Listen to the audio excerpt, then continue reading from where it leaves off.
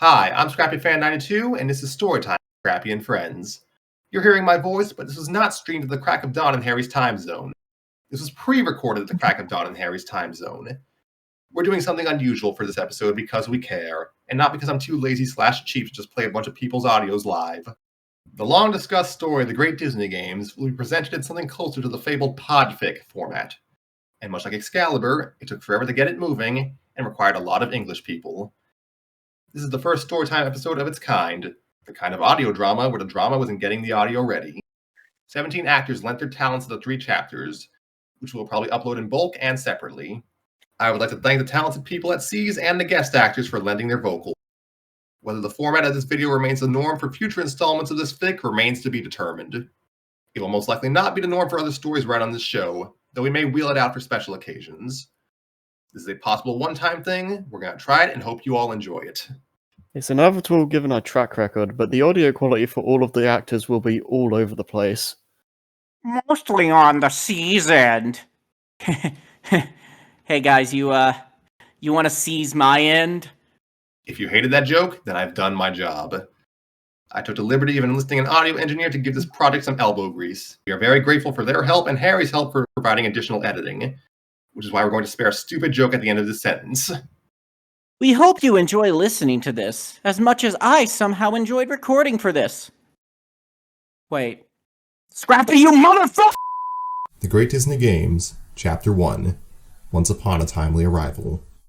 A slight wind passed through the countryside as a calm voice rang out. We gather now in an unnamed, presumably French kingdom to await the arrival of our competitors. Oh, what am I using my night golf voice for? This is the beginning of the greatest sport known to all. A collection of horns sounded, followed by a drumline. Welcome, folks, to the inaugural Great Disney Games. I'm your co-host, Daisy Duck, and with me today is my sub-zero partner in crime, Olaf. We are at the precipice of a grand gathering. 30 champions of truth and justice have accepted the call to join the happiest competition on Earth. Multiple Earths, in fact, and places that haven't even heard of Earth, Olaf said, tapping his microphone. Right you are, Olaf. Anything and everything can happen, because anywhere and everywhere can happen. I, for one, am glad I didn't drop out of this. And speaking of drops, our players are dropping in.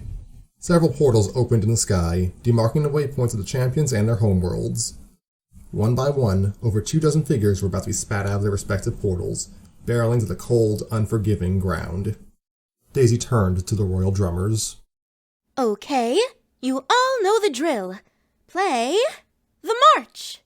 The drummers prepared the most athletic rendition of the Mickey Mouse March that magic could buy. He's the leader of the team that's classic and friendly. He's falling fast, like really fast. Fun and fancy-free. Olaf stuck his microphone to the sky to the first figure he could make out. Can you tell us your name, sir? Mickey Mouse! The first figure said as he plummeted into a nearby pumpkin patch.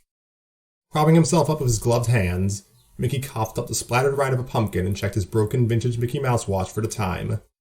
As Goofy would say, it was time to get a new watch. Daisy continued listing off competitors. And joining him is his deputy captain, a marvelously mirthful mouse named Minnie. Minnie landed on Mickey, piling his face back into the orange, fruity remains. Mickey muttered through the mush. Say, Minnie, how many people are on our team again? Olaf chattered into his microphone.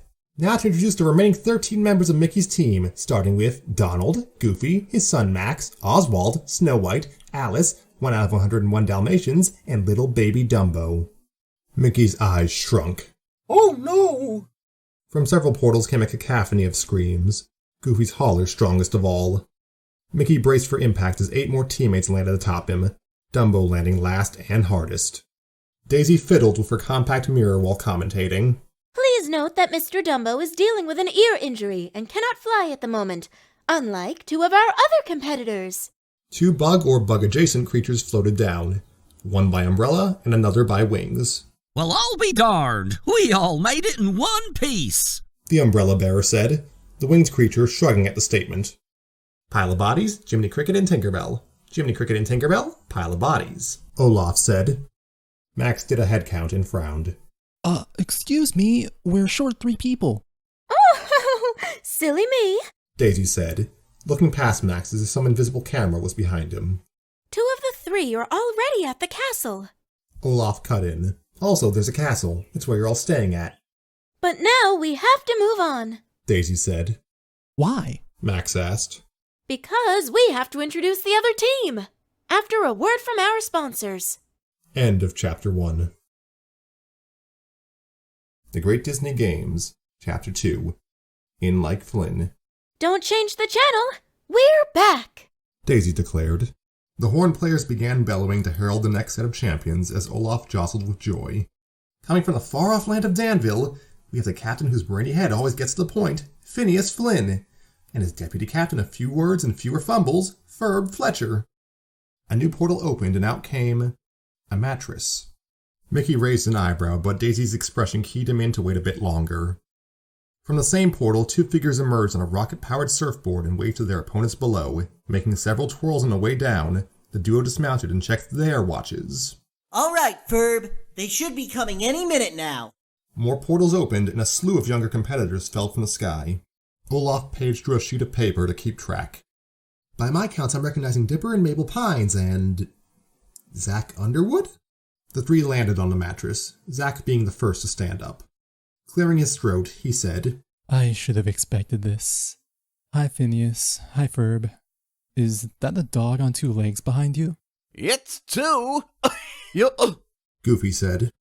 Phineas smiled and turned to his teammates. You might want to step off the mattress. We could only bring 1. Dipper looked up and scrambled to get himself and his sister away from the makeshift drop zone before the next 3 arrivals. Ooh! Daisy began. We have more royalty in the form of Princess Rapunzel, plus the pair known as Wander and Sylvia. Sylvia and Rapunzel landed and bounced off the mattress first. Phineas's team's princess mounting the extraterrestrial steed by sheer luck. Before she could catch her breath, she stuck out her arms to catch Wander, who had missed the mattress entirely. Wander tipped his hat in gratitude. Why, thank you, friend. Mickey observed the eclecticism of the new team with a contemplative expression. He tensed as he saw a yellow-skinned human child tugging at his shorts. Say, fella, who are you? I'm your friendly rival from the Heartlands. Mickey Mouse, meet Country Mouse. We're gonna be best pals. Cricket Jiminy, meet Cricket Green. No, that doesn't work as well. A second child appeared. I'll tell you what also doesn't work. This game if I can't get my own Technicolor critter to just fall in my hands. And then from another portal, a pink frog fell into the hands of the animal lover known as Tilly. I will never let you go. I'm Sprig. That you are. Daisy interjected. And coming now is Kiff Chatter. Oh, gosh, she missed the mattress. Phineas consulted his schematics. Everything was going according to plan, but Kiff's entry needed the help of a magic user to make it work. Another figure plummeted to the mattress, bounced off, and landed on poor Donald. And meet Luz Nusida, Olaf chirped. Luz dusted herself off and exhaled. Okay, hi, it's loose. Loose. Please don't make that my thing. Understood, Loose Nusida, Olaf replied. And I think that just leaves... Oh, there you are, Perry. Perry the mundane platypus chattered. Dipper grimaced. Oh, why are we letting a regular platypus on the team? They don't do much. Oh, he'll pull his weight. Daisy said. You all will. Daisy glanced at the lineup and beamed. And that's all for the second team. Dipper interjected. But aren't we short one member? That's all for the second team. We've got to get you to your new home away from home. Everybody, follow me. Daisy, Olaf, and the mobile orchestra walked off to a cloud-white castle, its exterior material almost appearing cloaked in hazy pastels. Mickey and Phineas observed their welcoming committee leaving and glanced at each other. Mickey cleared his throat. Well, I guess that's that. Whatever comes next. I'm looking forward to it. Likewise. May the best team win. The 2 captains corralled their teammates and followed Daisy and Olaf's party, Jiminy and Sprig dragging the mattress behind them. In a matter of moments, there was hardly any sign of otherworldly visitors making their presence known aside from a few damaged pumpkins and a squirrel-shaped crater in the ground. Kiff emerged from her involuntary hidey hole, looking around to see where her teammates went. Did we win yet? End of Chapter 2. The Great Disney Games, Chapter 3. Cinderella's House of Villains. The commentators brought the competitors into, well, you wouldn't call the entrance area of a castle a lobby, but it's a lobby. The interior decor was so exquisite, so timeless, so French. The Dalmatian, an excitable puppy with a blue collar, had gone back to retrieve Kiff. Alice also doubled back to stop the dog from dragging the poor squirrel by her tail. They filed in last, Kiff clinging to her tail like a security blanket, and Alice holding the puppy, whose tag read Cadpig, in her arms. 24, 25, 26, Daisy said, doing a head count with her microphone. That's about everyone. Don't sit down, folks, because you'll want to stand right back up when you see the organizers of this whole get-together. Olaf took that as his cue. Firstly, the princess was a charmed life and charming hubby. The gala agreed to let her family's castle host all of you, Cinderella. The heralds bellowed what sounded like the realm's royal fanfare as a blonde woman wearing a modest dress stepped into view and gave a wave. Daisy nodded and turned back to the newcomers. And now for the two people who made this whole thing possible. The best case for nepotism you'll ever see made. Cinderella's fairy godmother. And the guy who speaks a lot about Camelot, Merlin. Two robed figures emerged from a blue puff of smoke, an elderly woman and an elderly man. They surveyed their guests with a look of familiarity. Well, thank you for the warm introduction, Daisy. The fairy godmother said. Well, I do hope your arrivals weren't too eventful. Merlin seemed to sense that several responses would be less than positive, so he interjected preemptively. The arrival should rarely be the most exciting part of a journey, but it can be the most elucidating. We thank you for your participation in the Great Disney Games, copyright pending. I can think of nothing more illuminating than what comes next. Onboarding! A mass groan echoed throughout the castle, young and old alike recoiling at the inevitable but no less unpleasant part of any task. Boo! Cricket yelled. Merlin paid no mind and continued. I have spent a great deal of time... time. I've seen plenty of those, forward, back, and horizontally. In my travels, I discovered worlds beyond my comprehension, including this vaguely French paradise and its fellow purveyors of magic. Merlin trailed off, flashing a grin to the fairy godmother under his thick beard. She continued in his stead. Well, we hit it off and could think of nothing better than to expand his travels into a game of goodwill, within certain parameters, of course. Merlin conjured a large tome. The captains noted it read Encyclopedia Britannica on the front. Merlin recited the next part of his speech. As competitors, you will complete your designated tasks and not rip a hole in the cosmic underwear of the multiverse, lest you want to wind up like Ms. Butterfly. Butter who? Dipper asked. Suddenly, another portal opened, its exit point obfuscated, though the castle denizens could still make out voices and the sounds of a light struggle. The first voice sounded as if it belonged to a teenage boy. Star, this will be good for you, so go. But I don't wanna! The first voice came through again, sounding strained. You need to relax. A young girl with fluffy blonde hair was pushed through the portal by a pair of red-sleeved arms. The girl collected herself and charged back to re-enter the portal, scowling and stomping her feet as it closed before her eyes. Ah! Marco, this isn't funny! I turned them down because dimension hopping is the last thing I need right now. I don't think they can hear you anymore, dear. The fairy godmother said. Who is this? Kiff asked. Merlin was quick to respond. Star Butterfly, former princess of the kingdom of Muni and the final member of your team. No. That should be former princess of Mione and would be final member of your team. I want no part of this. No offense to anyone who's here voluntarily. Everyone should be here voluntarily, Ms. Butterfly. Fairy godmother replied, should being the operative word.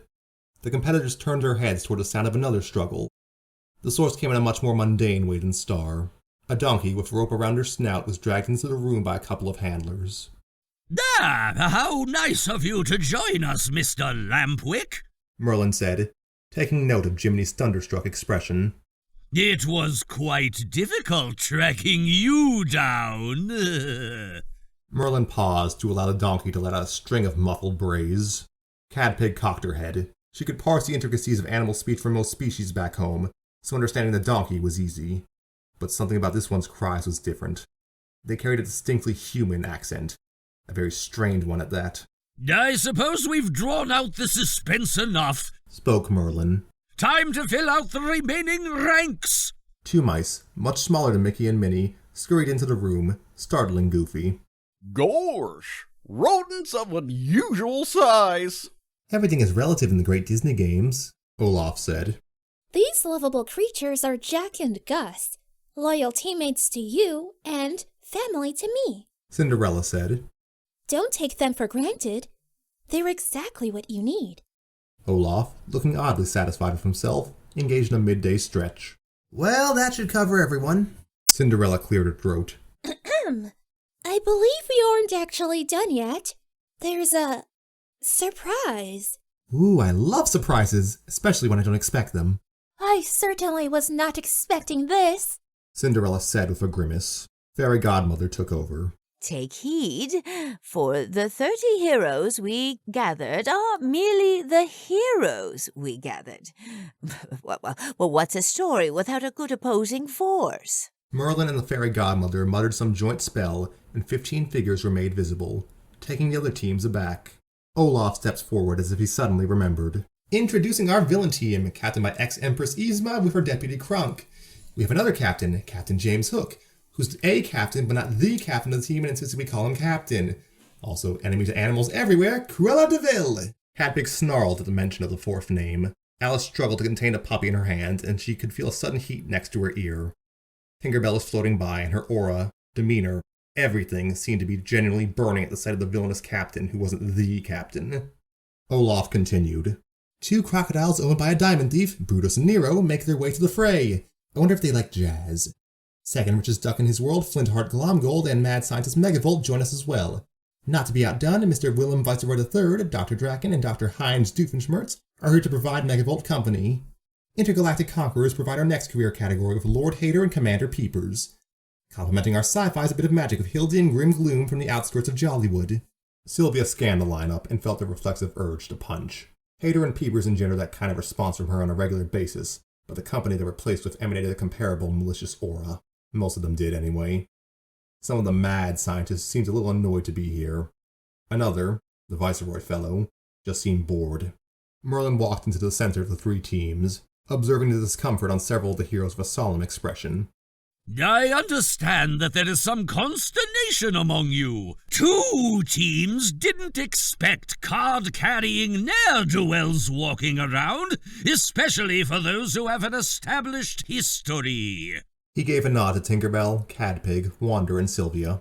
I assure you, however, precautions have been taken to make this a clean affair. How so? Max asked. Magic has been cast preemptively to make sure no one can rub each other out in this realm or any chosen for the games. I prefer to show and not tell, and I expect the worst among us to fit the show part against their better judgment. Fairy Godmother took over again. The games are structured. The 3 teams paths will rarely cross. They had to go out of their way to do harm, and there'd be dire consequences for doing so. Olaf twirled his microphone as if to remind himself he still had a microphone. We're talking sent back to their home worlds with a memory wipe and last place goodie bag kind of consequences here. Merlin cleared his throat. Be that as it may, every member on Yzma's team signed a binding contract to mitigate harm. They also agreed to team uniforms, which takes me to my next subject. You are all individual flowers with your own fashion sense, but we're not letting you run around unidentified, or, in Lampwick's case, run around with nothing on at all. Merlin snapped his fingers, and Lampwick was covered with brown suspenders, a white shirt, a yellow vest, a brown jacket, and a feathered bowler hat. The donkey huffed, his snout still bound but his eyes screaming, about time. Merlin continued.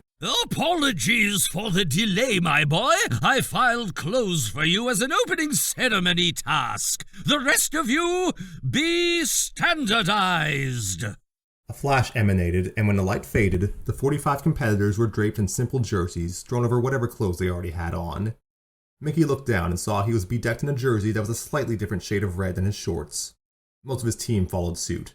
Lampwick wearing a red neckerchief with the team logo on it, and Dumbo wearing a caparison akin to a parade horse. Phineas's team underwent a similar phenomenon, their jerseys being blue instead. Star looked at her jersey and scowled. At least it wouldn't clash with most of her wardrobe. The villains got jerseys in purple, the evilest of colors. The game masters observed their handiwork. Now, you all match. Any problems? Merlin asked. The hat I came in with is gone, Dipper said. Transported to your room for safekeeping, per your request when you accepted your invitation. But we certainly couldn't leave you bareheaded, Fairy Godmother said. Dipper glanced at his new hat. It was reminiscent of the one he picked up at the Mystery Shack, the pine tree symbol replaced with the team insignia. A touch of old, a touch of new, anything to keep your head from going naked. It would be a very naked head otherwise, Mabel said. Glomgold was less enthused about his apparel alteration. Excuse me, man with the beard less impressive than mine. I hate me jersey. It clashes with my kilt.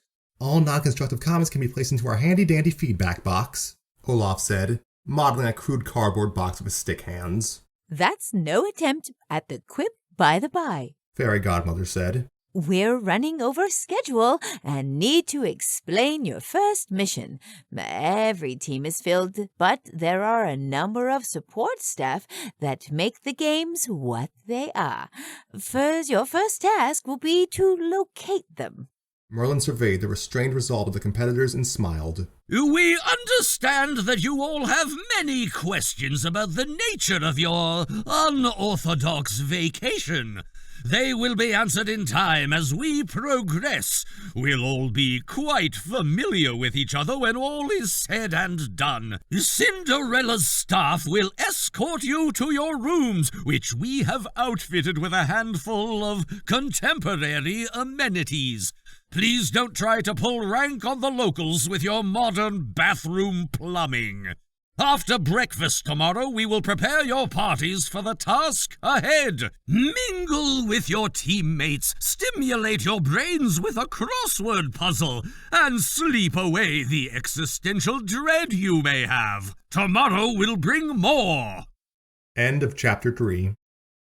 Hi, I hope you enjoyed the great Disney game so far. I am Alexander Flexman, the audio engineer from this project. If you enjoy my work, please check out my cast and call club profile under Alexander Flexman, or if you'd like to check out my music, you can find my debut self-produced album, For You and Only You, on most streaming platforms. Hi, if you're listening to this, congratulations! Our subliminal messaging to tell you to rob a bank failed. You will notice that I actually edited the story to have the first 3 letters of the first 3 words of every sentence spell out each guest actor's home address. You should listen to this video multiple times from start to finish to get the full context and share it with your friends too. And don't forget to like watching paint dry, comment about your best friend at their wedding, and subscribe to ANF Quarterly. You will notice that I have actually edited the story to have the first 3 letters of the first 3 words of every intro. That you.